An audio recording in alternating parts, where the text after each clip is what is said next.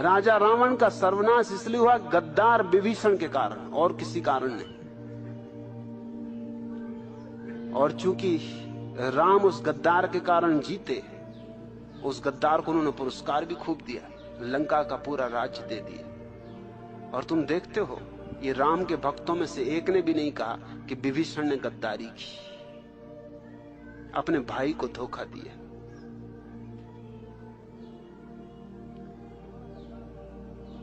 इससे बड़ा गद्दार दुनिया में दूसरा नहीं हुआ। अगर रावण जीत गया होता तो विभीषण की निंदा सदियों तक होती, लेकिन चूंकि राम जीत गए, उसकी गद्दारी के कारण जीते। क्योंकि जब भाई ने ही सूत्र दे दिए, राज बता दिए, तो रावण की हार सुनिश्चित थी। और रावण अहंकारी नहीं था। ये भ्रांति भी छोड़ दो, ये ख्याल गलत है। रावण के साथ धोखा राम ने किया,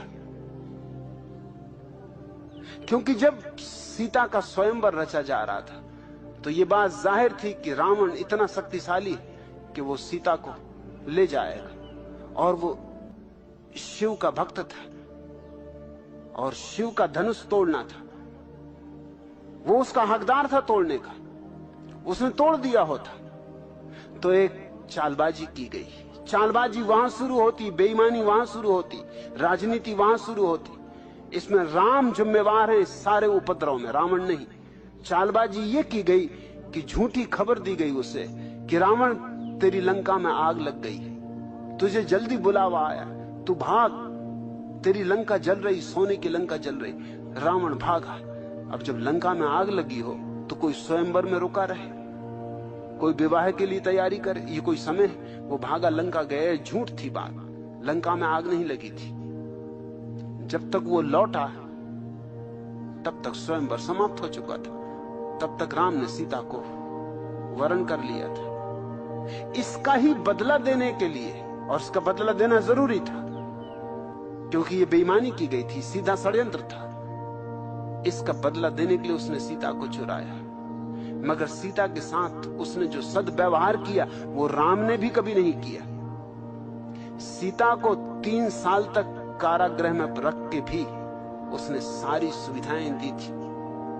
जंगल में नहीं रख दिया था, किसी जेल खाने में नहीं बंद कर दिया था। उसके पास जो सुंदरतम वाटिका थी, सुंदरतम बगीचा था, अशोक वाटिका, वहां रखा था। और उसने कभी भी कोई जबरदस्ती नहीं की, कोई बलात्कार नहीं किया, सीता को छुआ भी नहीं, स्पर्श भी नहीं किया। वह आदमी अपने किस्म का प्रामाणिक आदमी था, ईमानदार आदमी था। और राम से बदला लेना था, सीता से क्या बदला लेना था? सीता का तो कोई कसूर था नहीं, इसलिए सीता को उसने कोई परेशानी नहीं थी। राम ने सीता के साथ दुर्व्यवहार किया। पहले तो उसकी अग्नि परीक्षा ली। जिस पति को अपनी पत्नी पर संदेह है उसको प्रेम नहीं। संदेह तो तभी उठता है जब प्रेम ना हो। जहां प्रेम है वहां कैसा संदेह? जहां प्रेम है वहां भरोसा है, श्रद्धा है, आदर है, सम्मान है। पहला तो अपमान यह किया कि सीता की अग्नि परीक्षा ली। और बेईमानी देखो, खुद भी अग्नि परीक्षा दे देनी थी तो भी समझ में आता, तो दोहरे मापदंड ना हो पाते, क्योंकि तुम भी 3 साल अलग रहे थे। और ऐसे शोधकर्ता हैं जिनका कहना है कि राम का सबरी से प्रेम था।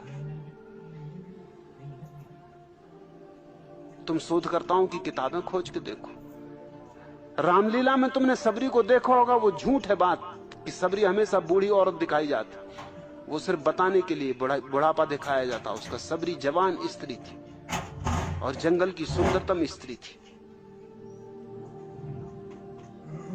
प्रोफेसर नावलेकर ने एक अद्भुत किताब लिखी है, new approach to Ramayana, Ramayana के प्रति एक नया दृष्टिकोण। और उसमें उन्होंने सिद्ध करने की कोशिश की है कि सबरी जवान थी, सुंदर थी, अति सुंदर थी, और राम उसके प्रेम में थे। असल में प्रेमी ही एक दूसरे की झूठी चीजें खा सकते हैं और कोई खा भी नहीं सकता। तुम जरा किसी की झूठी चीज तो खाओ, कोई ऐसा बेर काट के मुंह में तुमको दे, तुम एकदम थू थू कर दोगे, पागल हो गए? तो वो तो प्रेम के पागलपन में चल जाता है। प्रेम के पागलपन में क्या नहीं चल जाता। प्रेसी अगर जूठा करके दे देता, आहा अमृत। हालांकि थूक कोई अमृत नहीं होता।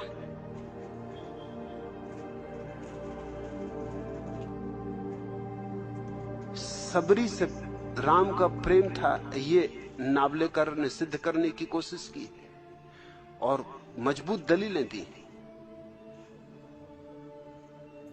तो राम को भी परीक्षा दे देनी थी। दोनों साथ ही गुजर जाते अग्नि परीक्षा से। और मेरा मानना है कि अगर अग्नि परीक्षा से दोनों गुजरते तो राम जलते, सीता बाहर निकलती। सीता तो बाहर निकली ही, मगर शक फिर भी ना गया और स्त्री के प्रति अपमान फिर भी ना गया। और फिर भी सीता को किसी धोबी के कहने पर वनवास दे दिया। रावण ने जो दुर्व्यवहार नहीं किया था वो राम ने किया है। अब मैं किस जनता को समझाने जाऊं, तुम थोड़ा सोचो। मेरी बात तुम्हारी भीड़ को समझ में पड़ेगी, सुन सकेंगे वो। उनकी आंखें अंधी हैं पक्षपातों से, वो पुनर्विचार कर सकेंगे शांतिपूर्वक। रावण में मुझे कोई भ्रांति नहीं दिखाई पड़ती, कोई भूल नहीं दिखाई पड़ती। रावण बहुत सीधा साफ आदमी, राम मुझे चालबाज दिखाई पड़ते। और राम के जो वशिष्ठ वगैरह ऋषि मुनि जिनको तुम कहते हो, वो सब एजेंट थे, जैसे ईसाई मिशनरी एजेंट होते हैं।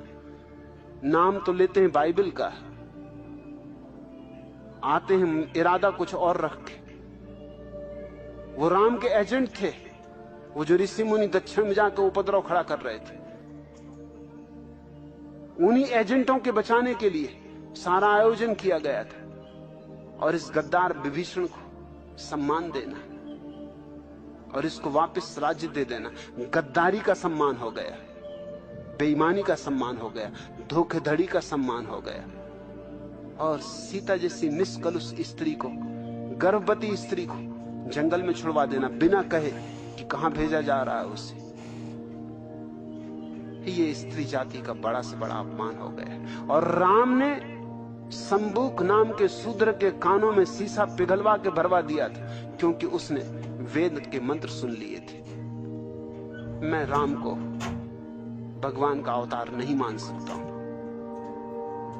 क्योंकि भगवान के अवतार को क्या शूद्र और क्या ब्राह्मण। भगवान के अवतार को इतनी भी दृष्टि नहीं कि वो देख सके कि सीता पवित्र है, इतनी भी दृष्टि नहीं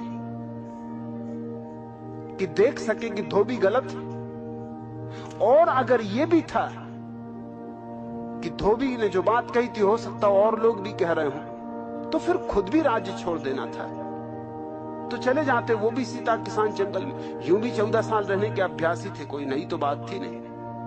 फिर जंगल में साथ ही चले जाते। लेकिन राज्य को तो बचा लिया, पत्नी को छोड़ दिया। पद को बचा लिया, पत्नी को छोड़ दिया। पद प्रेम से बड़ा साबित हुआ। राम राजनीतिक पुरुष है, मेरे लिए कोई धार्मिकता उनमें दिखाई नहीं पड़ती। और उन्होंने कहा कि जिसका पतन होने वाला होता है उसे ऐसी ही दुर्बुद्धि घेर लेती। मैं तो हुई नहीं तो पतन क्या होगा, मैं तो हुई नहीं, दुर्बुद्धि क्या घेरेगी।